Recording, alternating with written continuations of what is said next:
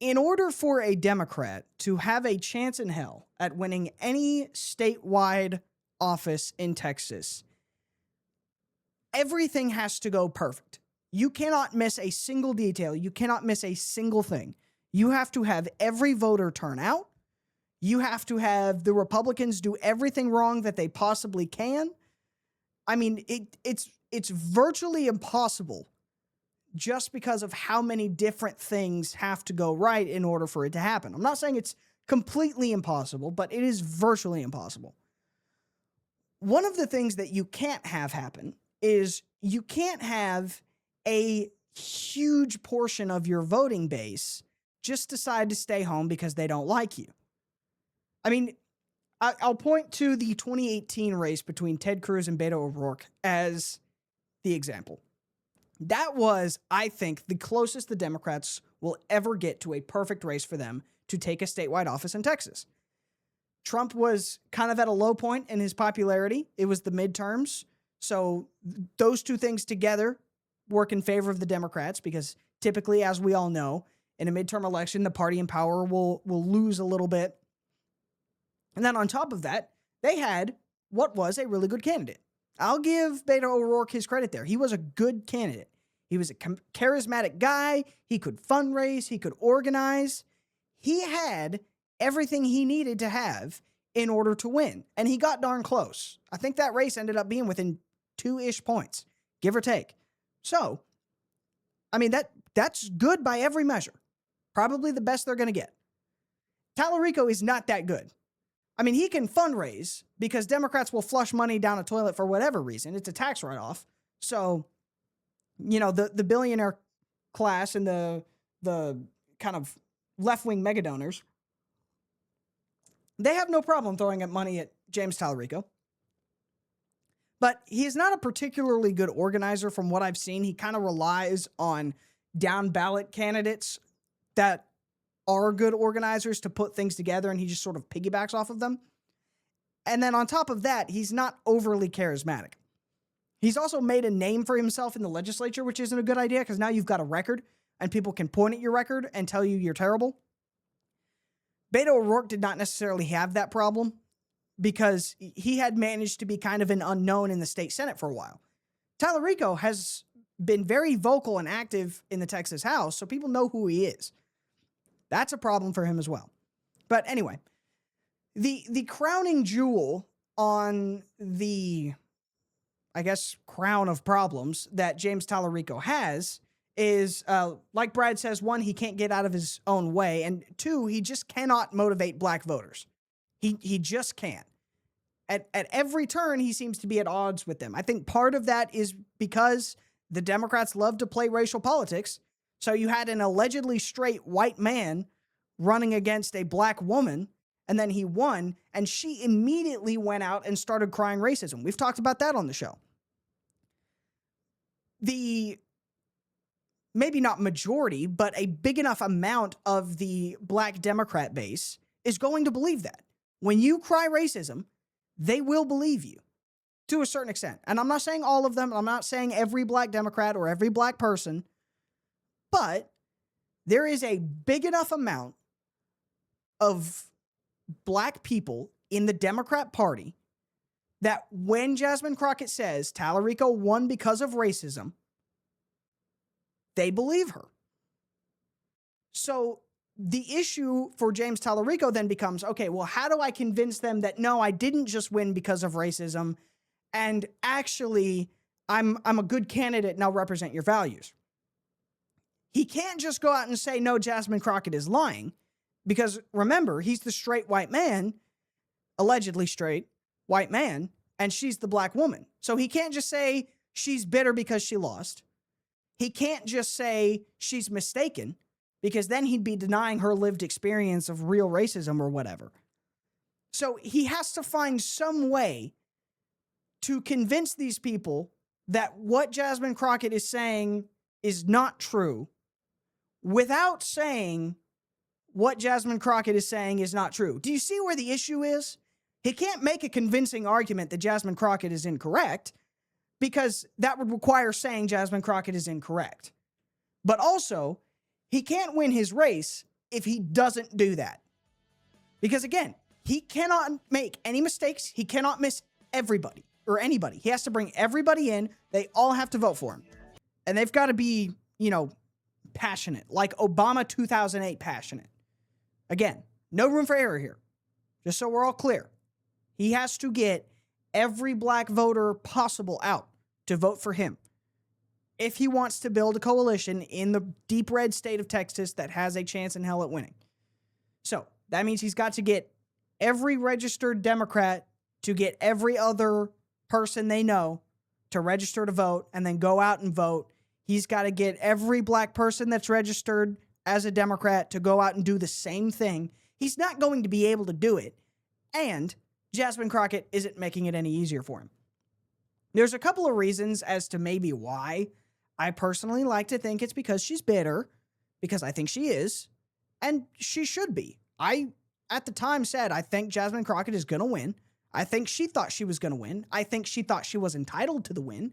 And so now she's bitter because she didn't get the win in her primary. So she has gone out and said, I'm not going to go campaign with James Talarico.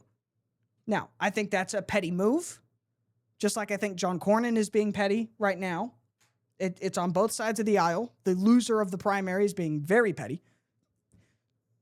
So that takes away a key issue or a key asset for James Talarico, because he can't then take her with him and use her to hype up black voters, because she did to a certain extent hype up some black voters in the Democrat Party.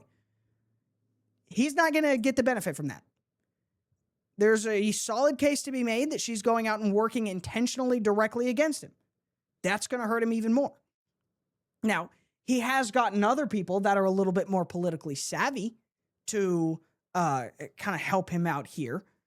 Here in Houston, we saw an example of this. The kind of Rodney Ellis crowd helped him put together a rally, and they got a bunch of black voters out for a little town hall. And this could have been a great opportunity for James Talarico to work on winning some of those votes. The problem he immediately ran into is everyone that spoke before James Talarico at this event kind of set this up to be an interrogation and a grilling. And while they technically said, yeah, we're supporting James Talarico and we're black Democrats, so you black Democrats should go out and support him as well, every single one of them also couched that support on, but we would have rather had Jasmine Crockett. That's not a good place to be in.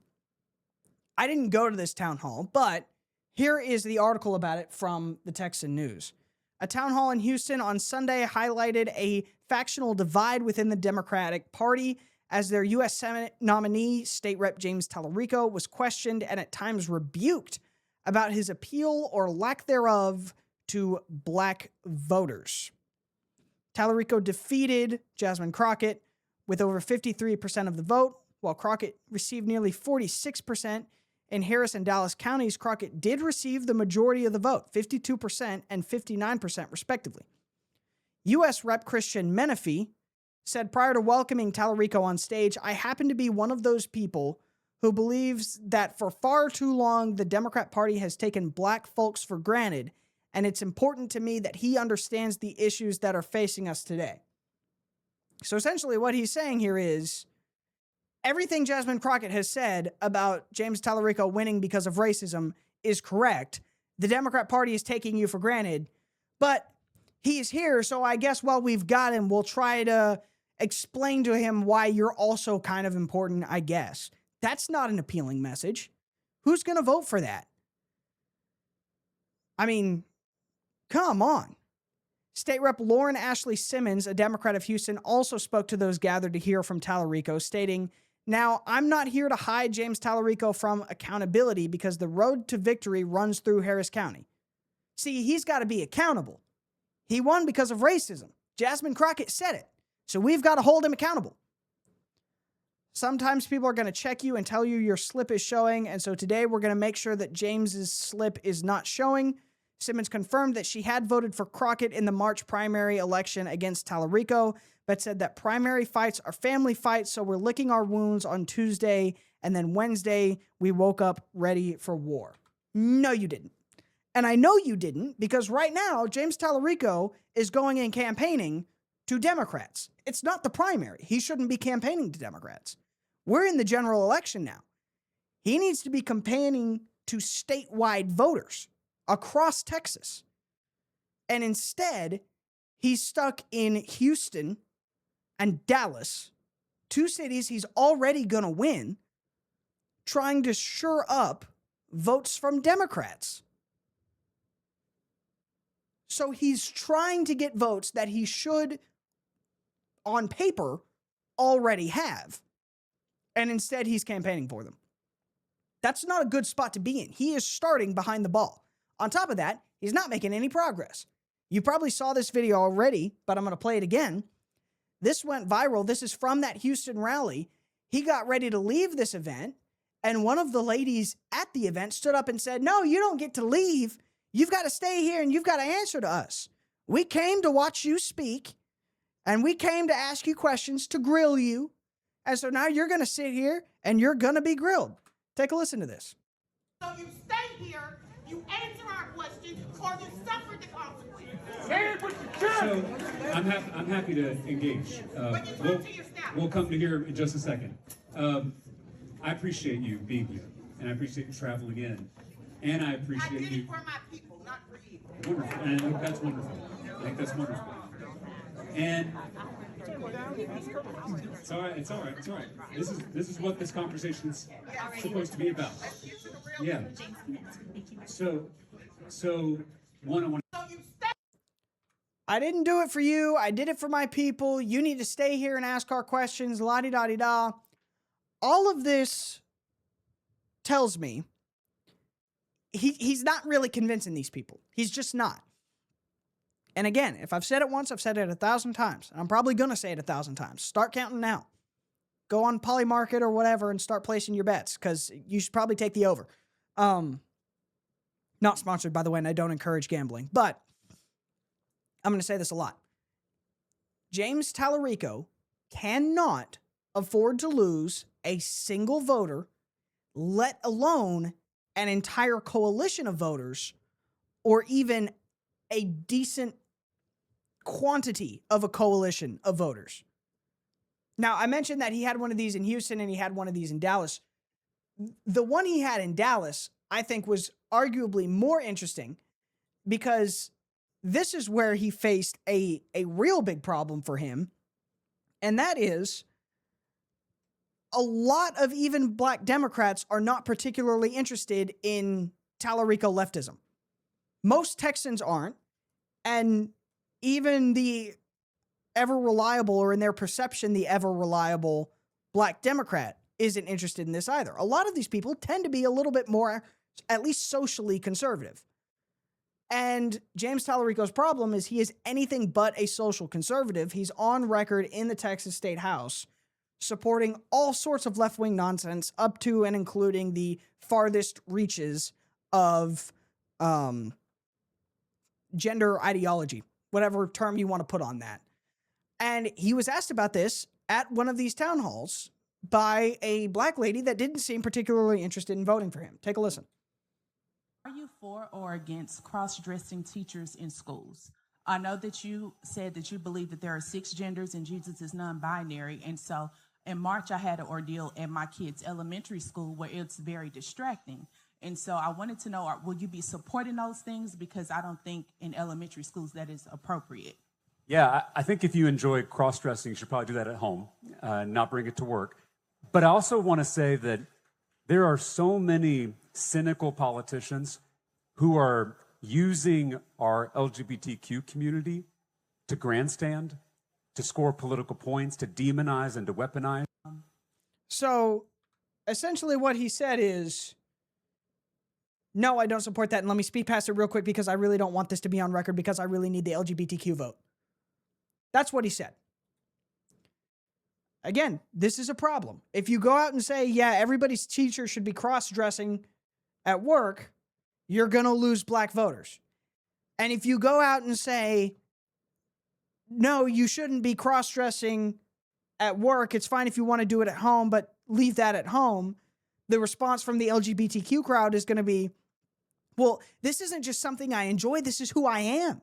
This is my identity. I'm not just cross-dressing. I am a woman. How could you say this to me? And there you go. You've started to lose LGBTQ votes. And again, he cannot afford to lose either of these coalitions.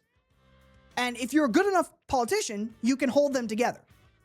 James Talarico is not a good enough politician to hold them together.